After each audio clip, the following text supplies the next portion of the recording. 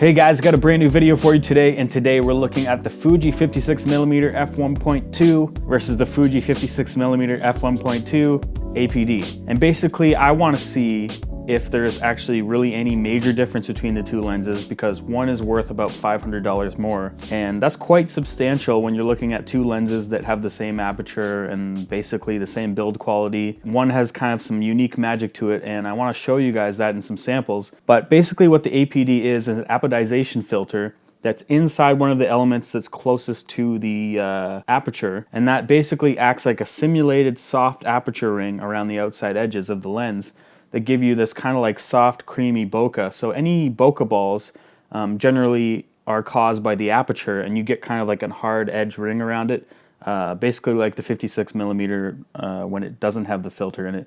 And then with the filter, the APD filter, you get this nice soft outer edge.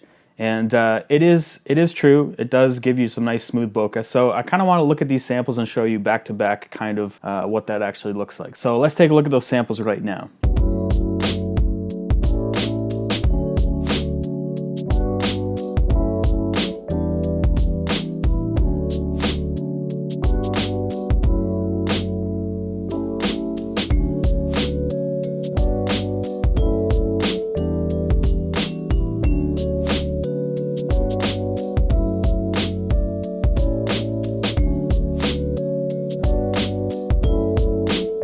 So obviously from those samples you can see that the APD was always quite a bit darker and more contrasty, and that's because the outer ring around it like that is kind of like an ND filter slightly.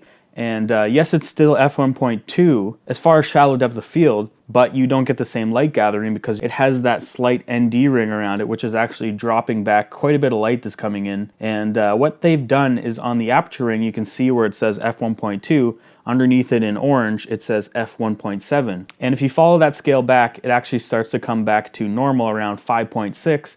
And that's because the aperture starts closing in and getting around that outer darker ring inside that filter. So basically what you want to do is always be shooting wide open, because that's the whole reason why this lens was made, to give you nice, creamy, smooth bokeh.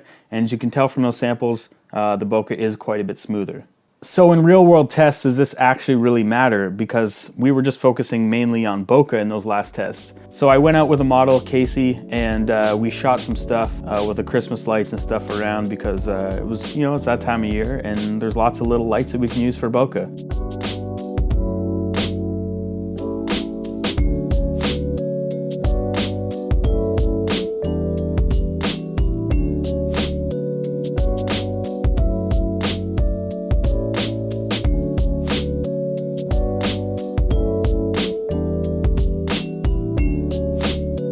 So we've taken a look at some image samples back and forth between the two. Now I kind of want to look at autofocus testing, because the lenses look exactly the same as far as size, and they feel pretty much exactly the same as far as manual focus and the aperture rings.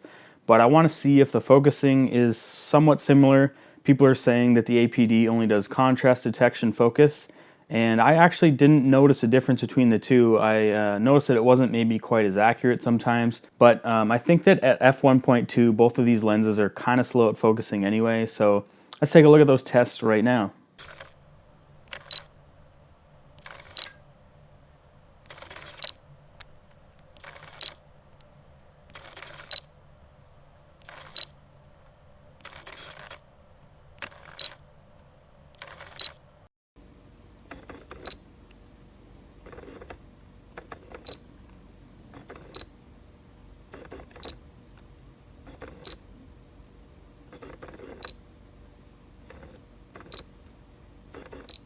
So basically when it comes down to it, guys, the 56mm f1.2R, you get a little bit faster autofocus, you get obviously the f1.2 light coming in, and it's cheaper. And the bokeh is already awesome on that lens. And with the APD, you're getting much softer bokeh, but you're losing the light. You're getting about f1.7, f1.8 area.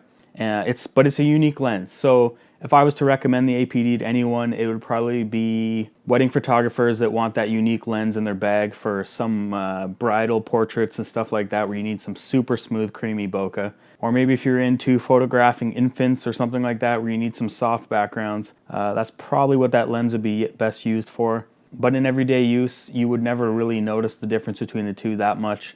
that you would want to spend an extra $500. So that's kind of my thoughts on these two lenses, guys. I hope you liked the test that I did. If you liked it, give it a thumbs up. If you disliked it, give it 2 thumbs down, and I'll see you in the next one. Oh, I also want to mention that I filmed this whole thing on the X-T2 with the 56mm f1.2 at around f2.